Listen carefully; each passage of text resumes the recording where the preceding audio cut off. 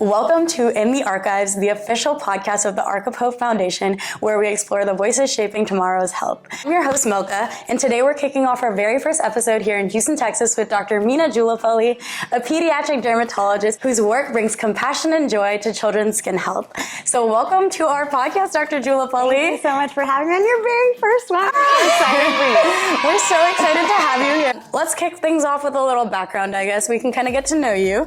Can you tell us a little bit about your journey into dermatology? Maybe was there an aha moment that brought you here and how you shaped your career? So I actually didn't start out in dermatology. So I knew that I wanted to work with kids. Okay. So all through, college and medical school, that's kind of the direction that I was heading.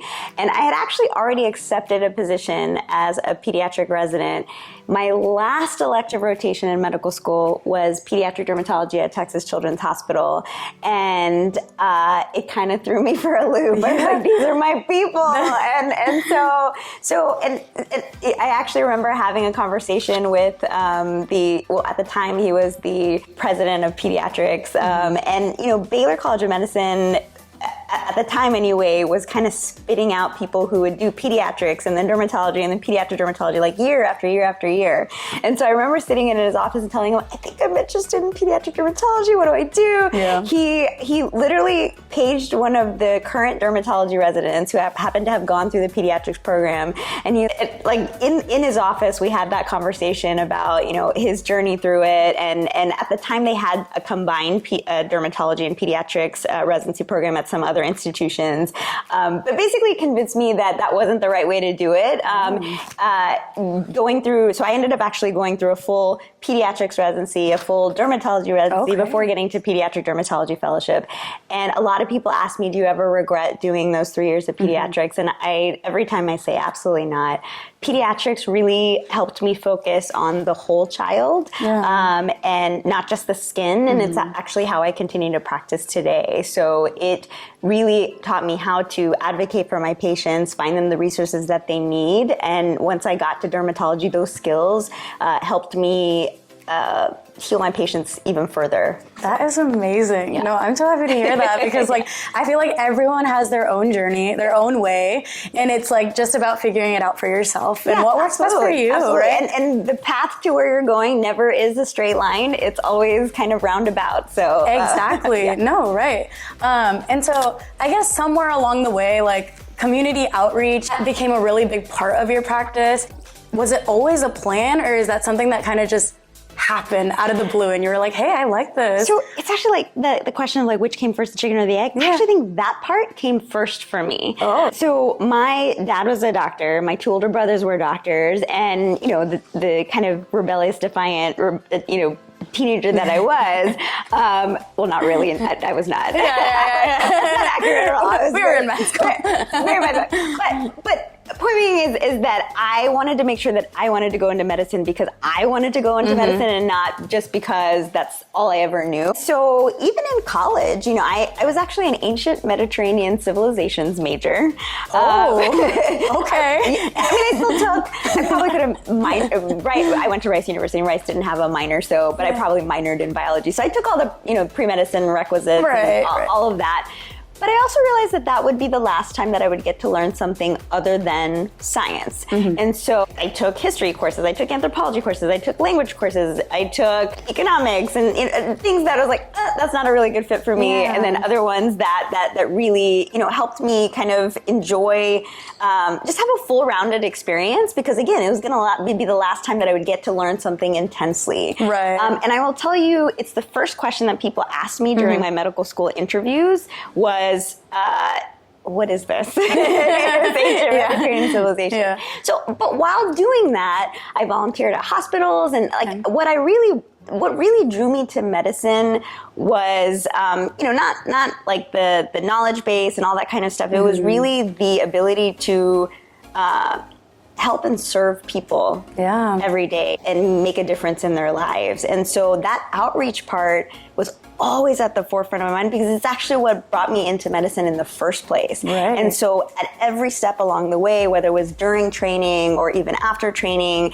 that has been an essential part of what brings joy to what I do. Mm-hmm. Almost like it was your drive. Yeah, absolutely. Yeah, it was the forefront 100%. of your drive, right? Yes, Throughout absolutely. everything. Yeah. That's amazing. Well, like a lot of people don't automatically connect dermatology and like public health or community outreach. Yeah. But you've found like some sort of like sweet spot in between all of that to make your own niche. Yeah. And so how do you see like the two overlapping? What are some other like prevalent health disparities or things that you see in these pediatric populations? Yeah, I love that there's been a huge push in the last, several years for addressing, not just in the skincare industry, but like the beauty industry, is just addressing the diversity of how our skin looks and feels and acts, like skin of color. Mm-hmm. For so long, all of the makeup and the skincare and everything that we had out there was really focused on white skin. Yeah. And now there's like tinted sunscreen. Back in the day, when I would recommend mineral sunscreen, if you put it on like our skin, we'd look like ghosts. It's like white cast on us. Absolutely. Yeah. And now there's so many things available out there. One, that they've actually spent the time so that it absorbs a little bit better, but there's tinted versions and things like that. And so I think that has been, and even just hair. Everybody has different hair types, and the medicines and the products that you use for one hair type is not going to work for the other one, and actually might cause more damage. Yeah. And so having people actually look at that, I think it's allowed a lot of people to feel seen now, because now you're actually addressing deep down the things that actually concern and help them, and not just one certain type of skin or hair or type of person. No, I actually relate to that so much because I feel like I have naturally very curly hair, and growing up, I would always straighten it. I never knew what like a curly girl routine was, or like what conditioners, what shampoos to use, and like I would use all the wrong products that would in turn affect my scalp and everything deeper than that. Everything I learned about hair, I'm sorry to admit this, but it was not from dermatology.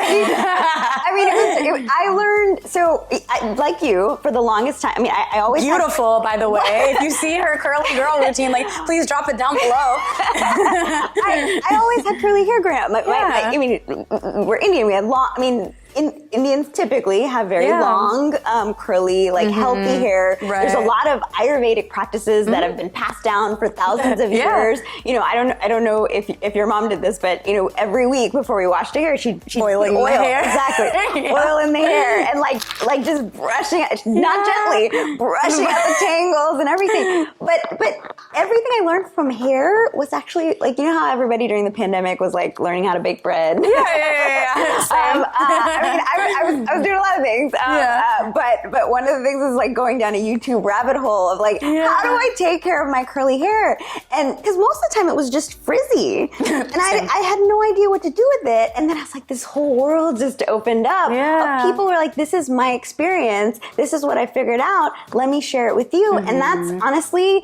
That's translated into how I practice medicine, because I call myself an integrative dermatologist, because we take what we've learned in medical school, our allopathic medicine, all that, combining it with like age-old traditions that may not have randomized controlled trials for it, but they can exist in traditional Chinese medicine, Ayurveda.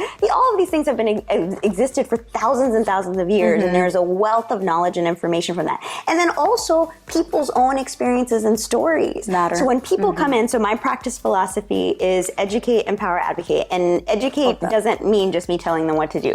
Doctor actually means to teach. It doesn't mean to tell. So part of being able to teach someone something is I have to know their story. Because I can't get them to where they want to go if I don't know where they've been. So I have to first hear their story.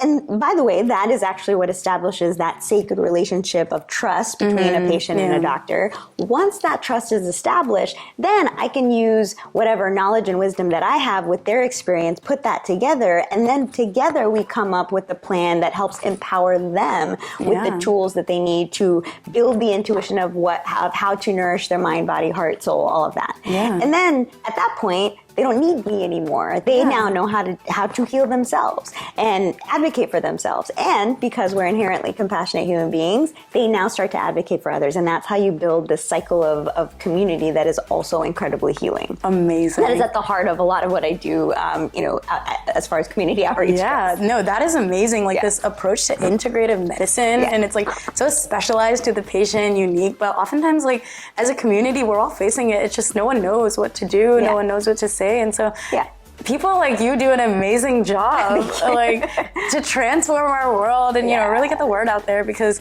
I feel like it's hard. It's so hard. I mean, as a pediatric dermatologist, so just to put a fun fact out there are only 400 pediatric dermatologists in the whole country, about 1,000 in the world.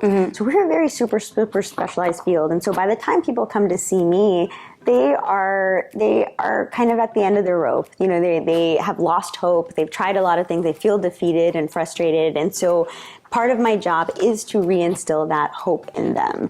Because with that hope comes possibility. And with possibility comes healing and the opportunity for finding joy. Okay. Yes. Love that. So now, like, I guess beyond the clinic wall, as a integrative specialist, how do you bring that into outside of the clinic? And so I always say that I actually feel very limited in all the ways that I can heal my patients in a clinic setting, because in the clinic setting, we're talking more about kind of what physically ails them for the most part. We're talking more about survival. But that's not life, right? I mean, so I used to work in an academic center.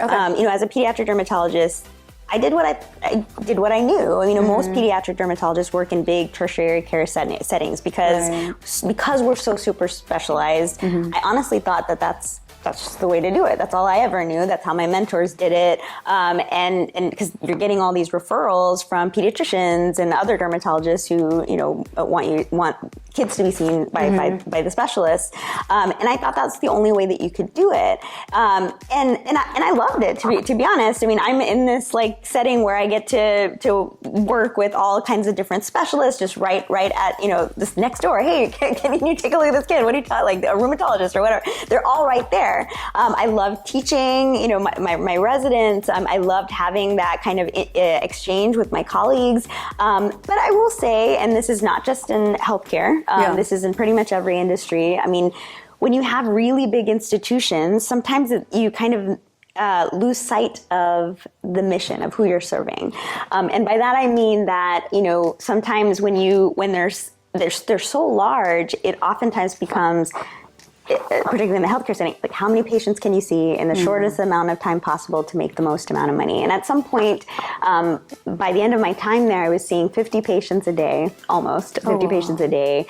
And I just felt like I was going through the motions. It didn't really feel like I was getting a chance to spend time with my patients, hear their stories. I mean, I had a lot of residents to kind of help, but like we're just chugging them out, you know? And that wasn't why I went into medicine in the first place. Like I always say everyone has a story to tell and I want to know yours. And that part wasn't fulfilling for me anymore. And so I left and then I kind of had a little bit of an existential crisis, not knowing, do I still want to practice medicine? I spent all these years, you know, training. Like, if I did, what will it look like? And I took a sabbatical. I took 6 months off.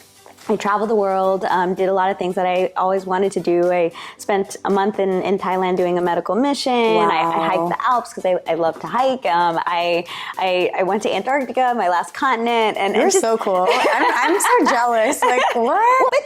Like I was kind of like eat, pray, loving my way around the world to just find myself again. And really what I ended up finding is that I was never really lost. The fundamentals of what I wanted to do, which really comes down to connection, was always there. And I realized that if I wanted to be able to serve people in the way that I had in my heart and my head, I would have to open my own practice. So that's when I moved back to home to Texas. I actually share office space with my 2 older brothers who are also doctors, which helped a lot because so I have a direct care practice. So basically what that means is that it's just, there's no middlemen. I don't contract with insurance companies. There's no other admin. It's just me and the patient. Oh.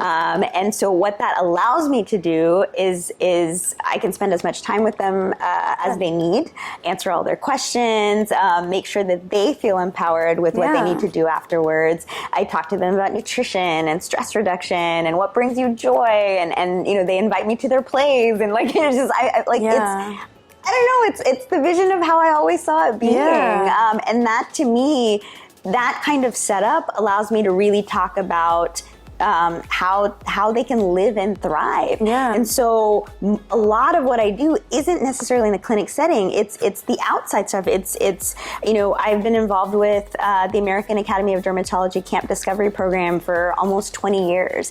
And even when like medical students who are interested, if they tell me that they're interested in pediatric dermatology, I tell them to do two things. Go to a pediatric dermatology conference so you can see the colleagues that are going to become your family, and to go to camp, because there's only so much that you can learn in a textbook. But when you get to actually kind of live with these kids for a week in their life, of seeing how the things that they have to handle on a daily basis, the looks, the stares, you know, what they have to do to take care of their skin, that kind of education is far more like affirming of why you're doing what you're doing than anything else. And so it's almost like what camp did for me. I actually practiced medicine with what I learned at camp. Wow, it was like the real life skills of it. Right, because the magic of transformation that I saw, like from the beginning of the week when these kids would come shy, like unsure of who they are, like hiding behind like all kinds of clothes and everything, to discovering their independence, their confidence, stretching out of their comfort zone, making new friends, and realizing that they're not alone. There's no more powerful medicine that I can prescribe than something like that. And so a lot of what I do in the clinic setting is allowing opportunities for them to really discover their own strength, like instill hope in them, to realize possibility, to no longer feel defined or limited by their challenges. And that might mean creating opportunities for them to have community, because there's so much healing in that. I'm one person, but if they realize that there's other people out there who are going through similar journeys, whether it is doing podcasts like this and sharing their stories, or hearing their stories, or getting them in like a community setting where they can meet other people who have experienced something similar, and not just the kids, but the parents and the siblings, because so much of any chronic illness it becomes a family affair. And so if I can give them more opportunities for that, and it may not just be, so I've actually expanded to not just kids with skin conditions, because so almost the big things that I am tackling is, well, one, burnout, because I've experienced it myself. Another epidemic the mental health crisis, particularly in kids, has gone through the roof, especially since the pandemic. Everybody has become, because we were told, everybody's become so isolated. We don't know, are emotionally dysregulated. Our emotional development, especially in kids, has kind of diminished a little bit.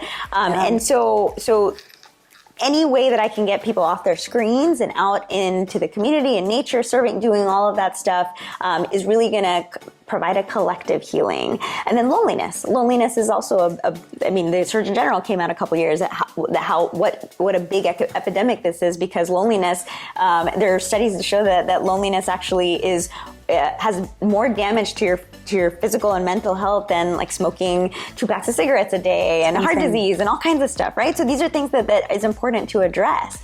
And so much, I don't know who said this, but it's a quote that's always in my mind. When I becomes we, illness becomes wellness. And that to me is the power of community. And so anytime that I can provide that, guess what? Their skin condition actually gets better when you actually focus on the things that help their heart. The brain is focused on surviving, the heart's focused on living and thriving. And the more you can stimulate that part of somebody, of who they really are, then that changes their whole life. That is actually the life-changing transformation. And then they're not even dependent on medications or anything like that.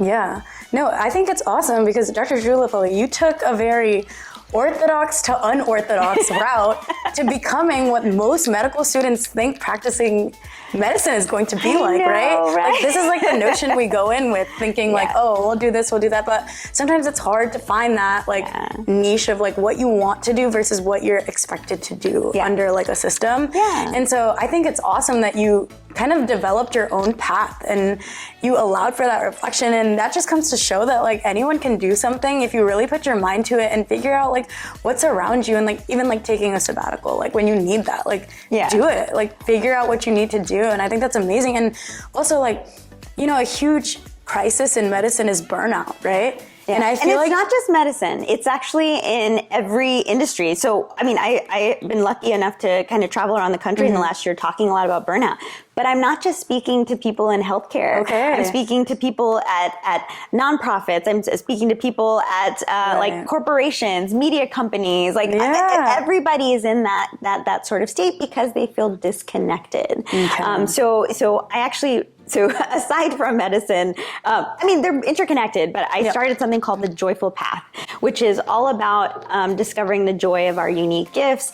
I think so many of the problems in the world right now stem from disconnection from ourselves and the world around us. What I am trying to do is to build programs that allow people to reconnect with all of that, to reconnect with art and music and food and nature and community. Because I'm doing that and providing more programs for that, it's actually, I mean, again, doing this actually helps heal myself in the process. But what I'm really trying to do, it's not just for the kids that I serve in a clinic setting, it's really just for rebuilding community, because it does take a village, and we've lost a lot of that in the last several years. So true. It does take a village. So you talk a lot about burnout, and I know you speak everywhere.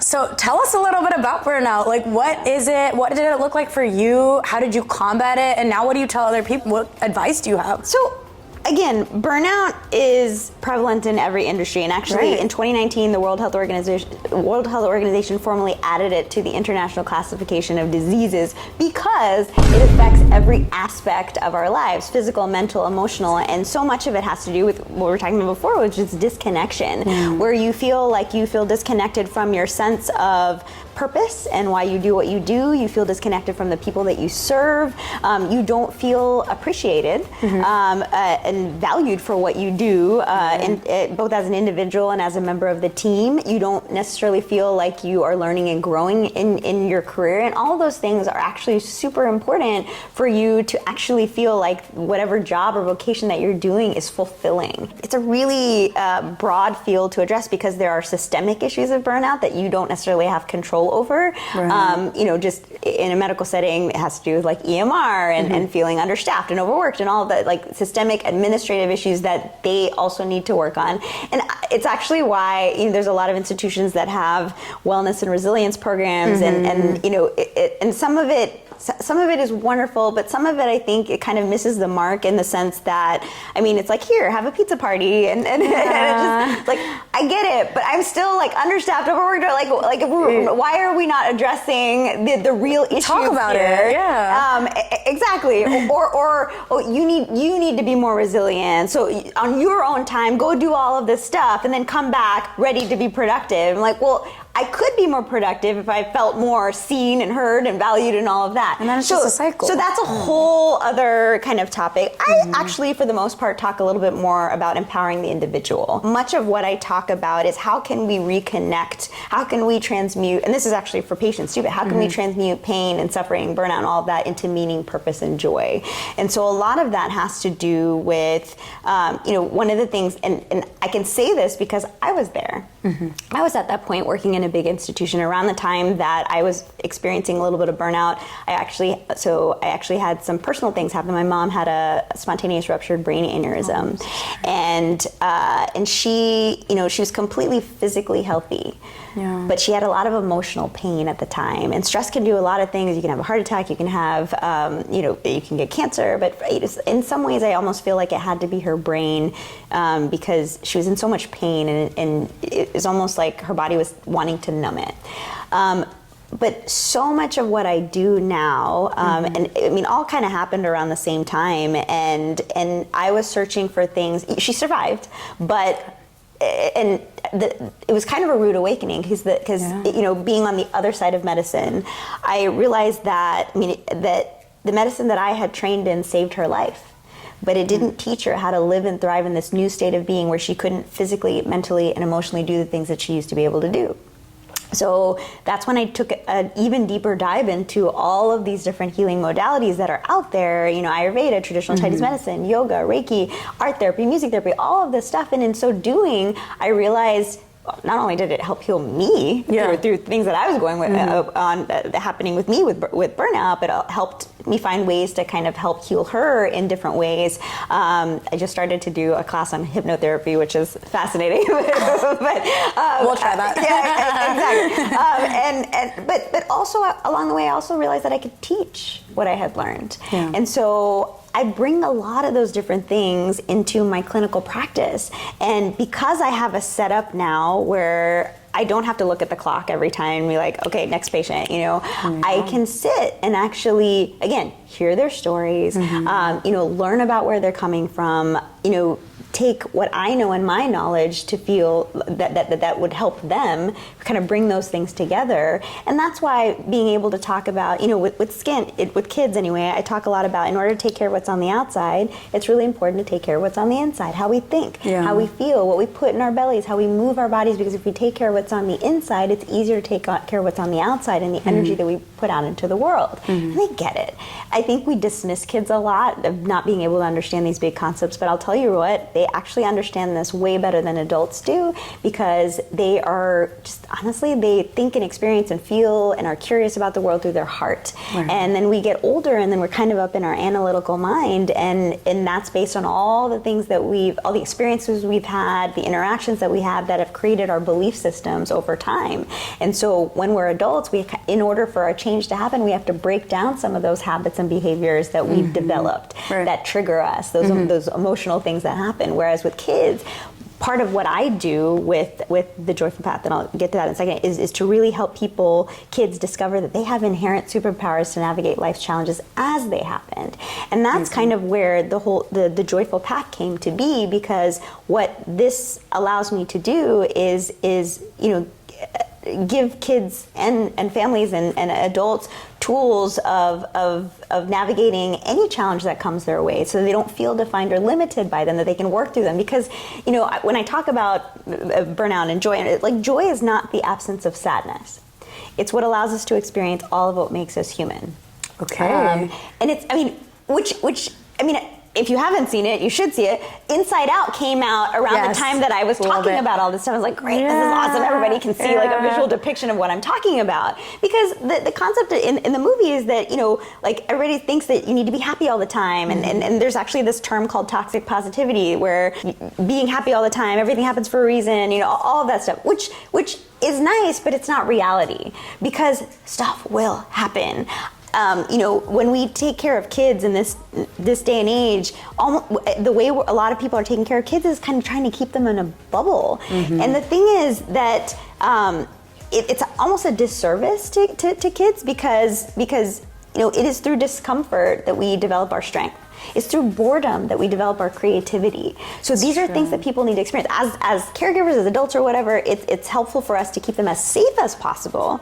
But in that safe space, let them fall so that they know that they can actually get back up, and that they have the strength to get back up again.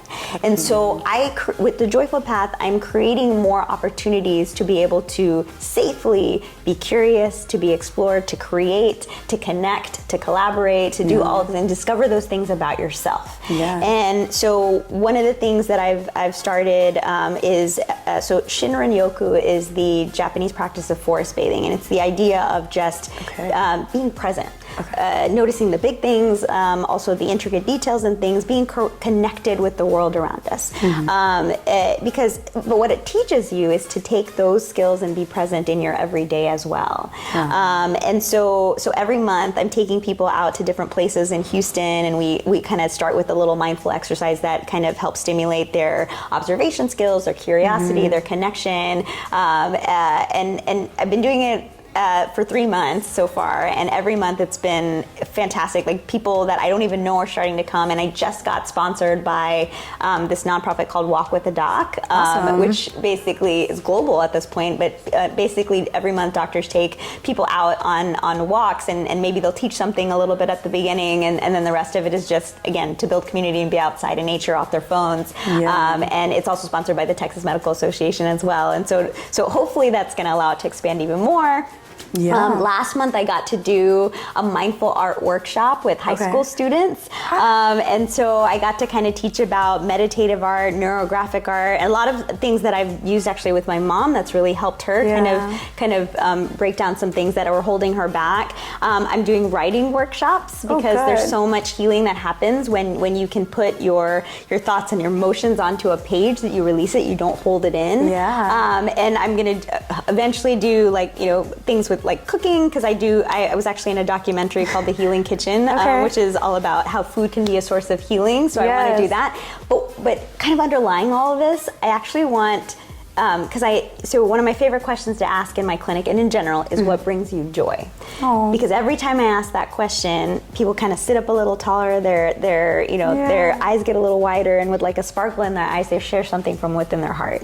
And when I ask that question in a clinic setting, most people are kind of thrown off guard a little bit, like, what doctor has ever asked me that? Why is that? Like, why are you asking me that? They're like, why are you here? Exactly, right. So when I ask them that, they're like, wait, and then I've met the most brilliant artists and musicians and chefs. I had a 12-year-old talk to me about sous vide cooking. I had a 9-year-old tell me that she loves to rap, and so I learn a lot of these things. But in so doing, I actually, I'm thinking, gosh, it would be really cool for that 12-year-old kid who's interested in sous vide cooking to teach a cooking class. Wow. It would be really cool for someone who's interested in art to kind of teach that to somebody else. Because what it's doing is there are actually good studies to show that when you have an adult, like an adult outside of your immediate family who believes in you, encourages you, it kind of changes the trajectory of your life. So that's, to me, a very important role that I play in the kids and families that I serve. And so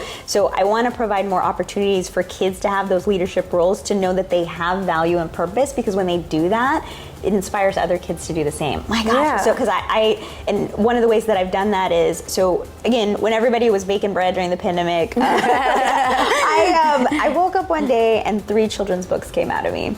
Wow. And I it was like a divine download. I literally woke up and just wrote them down. Like, okay, now what? I mean, I'm a doctor. I don't know the first thing about publishing a children's book. What am I supposed to do with this? So I did nothing. I just let it sit for years and years. And I realized over time what I was waiting for is I didn't want just anybody to illustrate them. I wanted kids to illustrate them. Wow. And so one by one they showed up in my life. And the first one was illustrated by someone who struggled a lot in school, never felt like she quite belonged. She went onto YouTube one day and taught herself how to watercolor paint and realized she was really good at it.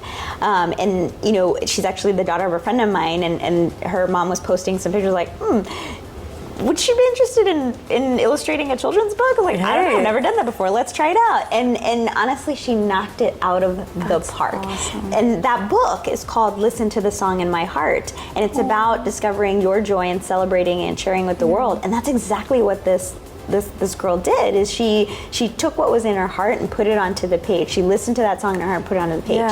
And in the course of doing that, we also discovered that she had high functioning autism. So that explained a little bit of the fact that she couldn't, she was bullied a lot in school, never felt like she quite belonged. I mean, she couldn't connect with people with words, but she learned to share what was in her heart through her artistic expression. And now she's about to graduate high school, I think. She is like the only kid amongst a bunch of adults at art fairs. She's oil painting, she's doing acrylic, she can do anything she wants with this gift that she had. And it was just a matter of just kind of giving her that extra push. And now she's doing whatever she has. I think she has an Etsy shop. She's going off. Yeah. And then the second one is called Bluebird, Oh Bluebird, What Makes Your Heart Sing? And it's about discovering the joys of the world around you. And it was illustrated by a patient of mine who, my very first conversation, she was 14, and she was asking me about, she's telling me so many of my classmates classmates are struggling with their mental health, and I want to be a teacher someday. She's taking, I don't even know that this was offered in high school, but she's taking child development classes, and she volunteered. She like mentors younger students. She volunteers at nursing homes to make sure that they don't feel alone. She's already very much in tune with the joys of the world around her. So these kinds of things have become opportunities for me to help kind of share their stories. And when I go to schools, I wait till the end to tell them that a kid illustrated the book, and every time their eyes get wide with possibility. That is my favorite moment every single time. And now I want to say there's 5 more in the works with different kids. And they're just going to happen when they happen. I have no timeline. They're all in school. So I was like, hey, how you doing? Good. But in a weird way, each of these kids kind of embody the message of the book. It becomes them. It becomes a part of them. Now I have 5 more in the works with different kids who they embody the message of the book. And I just, now it's almost like I'm doing it not to share my story, but to share their stories, to be able to, to give these kids an opportunity to share their gift with the world and inspire other kids to do the same. You are such an amazing person, and this is not even like to say like maybe online she's seen as like a pediatric dermatologist, but she has all these avenues, all these things that like you're so humble about, and it's just so amazing to be here and hear your story. Like you believing in someone, having that just little spark to let them spread their wings and fly away is amazing. Really, everybody's amazing. So that's what I want, like everybody to see in themselves. That's what it's about. Is like we all. There's no exception to this. Every single one of us has a unique gift. And what is in the way of us finding that? And it's like you're addressing this during those primal stages of their life. They're so pivotal, and so they're going to be fantastic adults. They're so one of the things that I ask, so I love the question and answer part when I go to schools. Because I mean, these are kids aged pre-K to second, third grade, whatever. And there's various depth to the questions that they're asking, but they're all fun. But I mean, some of these kids who are like 6 are asking me, what if I don't know what brings me joy? Like, how do I stay curious? Like, these are like amazing conversations to have with these kids. That is really important to have at that stage so that they can really understand, what makes me feel alive? What makes me feel excited? What makes me get out of bed? Like what, and so that they can kind of think about the things that are holding them back from that and find the way that they can have more of that in their lives. And it's honestly like, even as an adult, it's like, I'm like, wow, like I don't even know the answer to that question because I have to sit there and think. Our lives are so busy. We're so consumed with what we're doing. And so it's so fascinating to see someone that is so to that, someone told me, again, I don't know, I pick up these quotes along the way and I have no idea who says them, but credit goes to whoever. We are human beings, not human doings. And that's such an important thing to remember because we're always doing all the time, going to the next thing all the time, and we just forget to just be present. And I feel like we need this for adults too. It's not just kids. I mean, yes, my heart is with kids, but really when I'm teaching kids, I mean, I'm also, the parents are involved. The family that's so true. I mean, I'm a pediatric dermatologist, but to be honest, like most of the time, it's like I'm a family dermatologist because again, it involves the whole family, and hopefully it's transformative for the whole family too. Like when a kid comes into me with eczema, I mean, if they're not sleeping, the parents aren't sleeping. Exactly. I mean, like we're actually treating we're treating everybody. So that's amazing. Do you have like a specific moment in your life where you just stopped and you were like, yep, this is why I do what I do? Well, there's so many with my patients, and it's actually her birthday next week, so I'm glad I'm sharing her story. And she gives me permission to share it. But anyway, I won't share her name. But so I had just come back from a meditation retreat where I had probably meditated for about like 40, 50 hours. So I was high on life. I was seeing light, love and light everywhere. I was like, let's do this. And I come back to my clinic, and the very first patient that I saw was a 6-year-old with eczema. And I've been seeing her for a while, and she had her ups and downs. This was a particularly down moment. As soon as I walked into the room, the energy completely shifted to one of hopelessness, defeat, frustration. And they weren't sleeping at all last night because she was itching all night long. She had eczema from head to toe. She was calling herself a red monster. She was being bullied at school. Oh my God. And I just needed them to experience a little of the energy of what I had just experienced. We got in a circle. I held their hand. I'm trained in heart math, so I asked them to kind of breathe into their heart and out of their heart a little bit more slowly and deeply than usual. And then once I could feel that the energy had settled down a little bit, I had them like breathe in love into their heart, breathe out fear. Okay. Breathe in light into her heart, breathe out doubt. Breathe in life into her heart, breathe out limitations. And then I had her send that love and that light and that life to her skin, because so much of life we're always thinking, why am I not healing? Why is this not getting better? Why is this not working? Instead of what can I do to be in the best state of being to already feel healed now?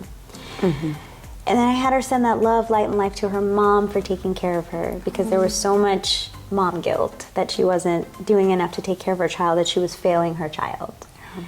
And then I had them both send that love, light, and life to all the people out there who are affected by eczema, because when we focus on the pain and suffering of others, it lessens our own. That's amazing.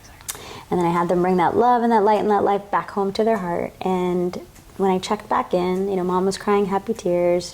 My patient had a big smile on her face. She gave me a big hug, but that wasn't the best part. A week later, Mom sends me a message and tells me that she's doing this exercise every night before she goes to bed.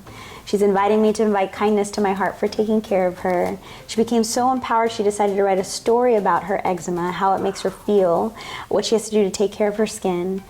She shared it with her class. Her teacher was so moved, she asked her to share it with the school. And now this little girl, used to be bullied, walks the halls with confidence. She's admired for her courage and bravery. Oh, and guess what? Her eczema's better. Amazing. I didn't do that. The medicines didn't ultimately do that, which by the way, she's off pretty much all medicines now. She did that, and she knows she did that by empowering herself with the knowledge that she's not defined or limited by her challenges.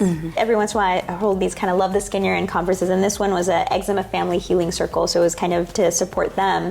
And the theme of the workshop was the power of your own story, of being your own hero, of your own story. And I had my patient lead the exercise at 6, because she already did it. 6? Yeah, she led it. Like, I had her tell her story and lead the exercise at 6, because she did this for herself. And it's one thing coming from me, it's another thing coming from a peer who's experiencing something similar to that. But I wanted to know the power of what she did. And so that's why putting kids in these positions to know, like, yeah, I know you went through this struggle, but look what you did for yourself. And then to share that with somebody else, you're continuing that healing cycle. Educate, empower, advocate. And so, like, that's exactly what she's doing. And they actually have since moved, and I still keep in touch with them. And that story is so powerful. I share that story with new families that I see with eczema who are in that state of like hopelessness and defeat. And every time, like without fail, they're always, in tears. And I'm not trying to make them like sad. I'm trying to plant a seed of hope and possibility, because now they've heard that story of transformation from somebody else. Now that is a possibility for them. Right. Oh my gosh.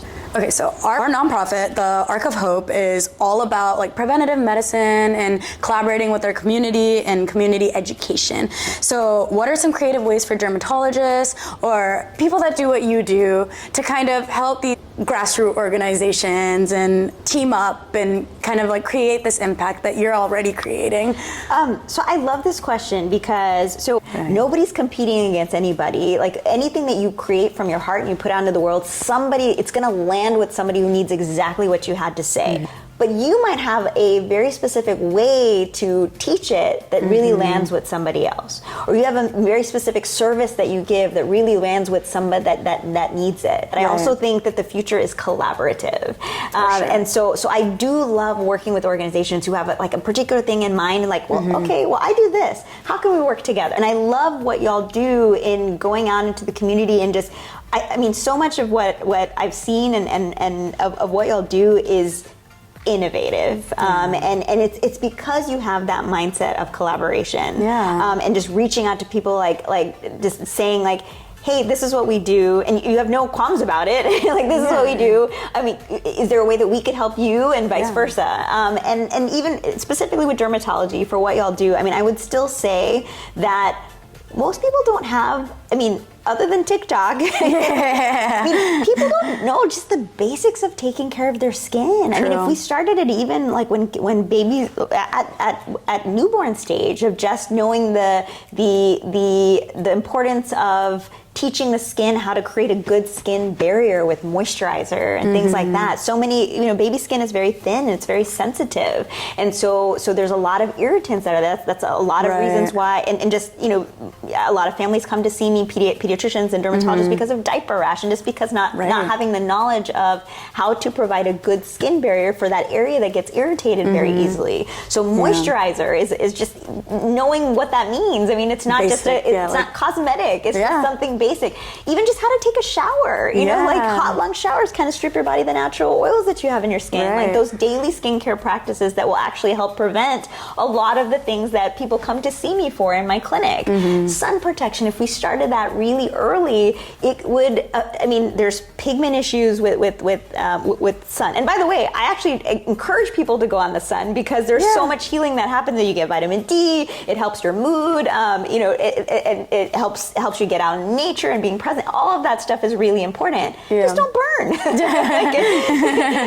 so knowing how to protect your skin. I do a lot of medical missions, and I haven't in a while, but I used to do a lot more medical missions. And one of the ones that I did was I went to Tanzania and worked with kids and adults with albinism. It's one of the world's largest areas of albinism, and they have some government programs, and they actually get free sunscreen, but they don't know what it is.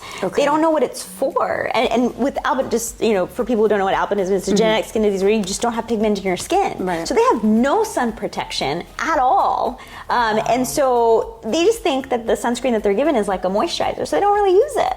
So, people living in the United States with that kind of good counseling knowledge, you can have albinism your entire life and never worry about skin cancer.